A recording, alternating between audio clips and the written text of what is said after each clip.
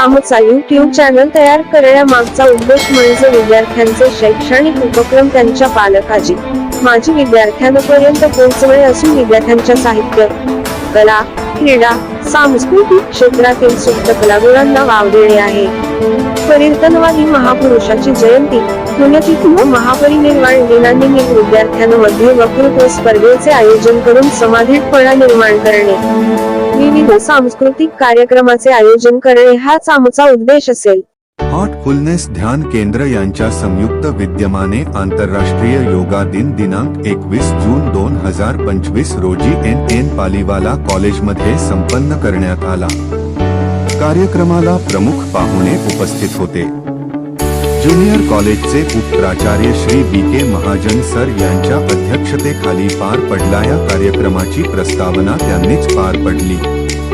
या कार्यक्रमासाठी ज्युनियर कॉलेजचे कला विभाग प्रमुख श्री भामरे सर, वाणिज्य विभाग प्रमुख श्री पायमोडे सर व विज्ञान प्रमुख श्री आहेर सर यांची उपस्थिती प्रार्थनीय होती.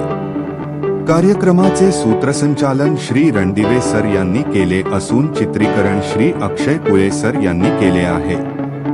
विद्यार्थ्यांसमवेत पुराणिक मॅडम आणि पालवणकर मॅडम यांनी विद्यार्थ्यांसोबत योग दिनाचा आनंद लुटला.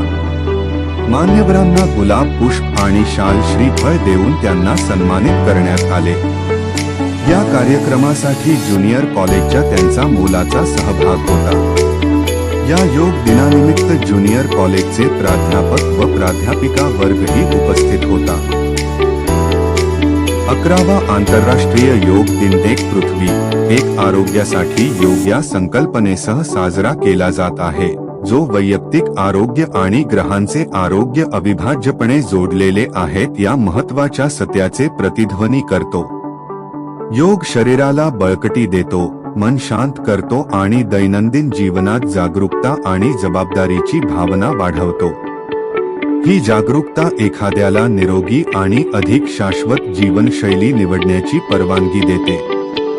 स्वतःची काळजी घेताना आपण पृथ्वीची काळजी घेण्यास सुरुवात करतो. वसुधैव कुटुंबकम जग एक कुटुंब आहे या चिरस्थायी भारतीय नीतिमत्तेचे प्रतिबिंब. योगाच्या परिवर्तनकारी शक्तीचा आणि आपल्या धावपळीच्या आधुनिक जीवनात संतुलन आणि सुसंवाद साधण्यात त्याची भूमिका साजरी करण्यासाठी दरवर्षी आंतरराष्ट्रीय योग दिन साजरा केला जातो. या लेखात आम्ही तुमच्यासोबत काही आंतरराष्ट्रीय योग दिनाचे कोट्स शेअर करू जे तुम्हाला योगाचा सराव करण्यास प्रेरित करू शकतात. त्यांचा उद्देश या दिवसाबद्दल जागरूकता निर्माण करणे देखील आहे.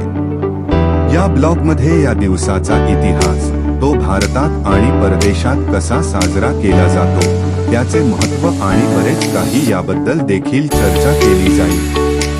या लेखाद्वारे तुम्हाला मिळालेल्या आंतरराष्ट्रीय योग दिनाच्या माहितीद्वारे तुम्ही या प्राचीन पद्धतीच्या जागतिक उत्सवाचे कौतुक करण्यास आणि त्यात सहभागी होण्यास सुसज्ज असाल.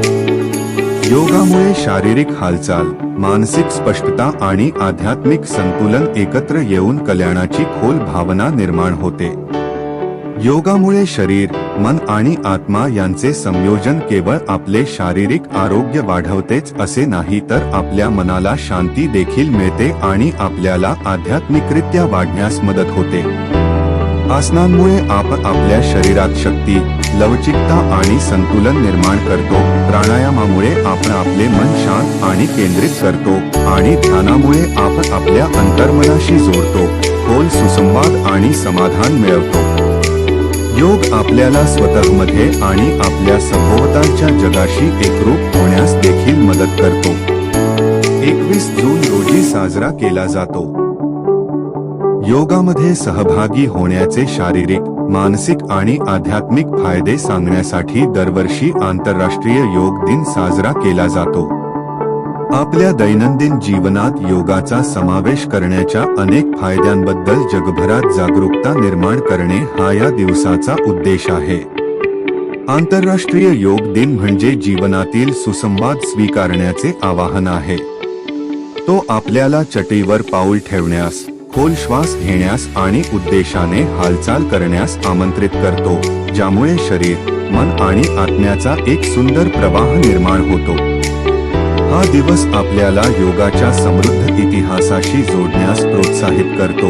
हजारो वर्षांपासून चालत आलेली खोल ज्ञान आणि जीवन बदलणाऱ्या पद्धती देणारी परंपरा साजरी करतो.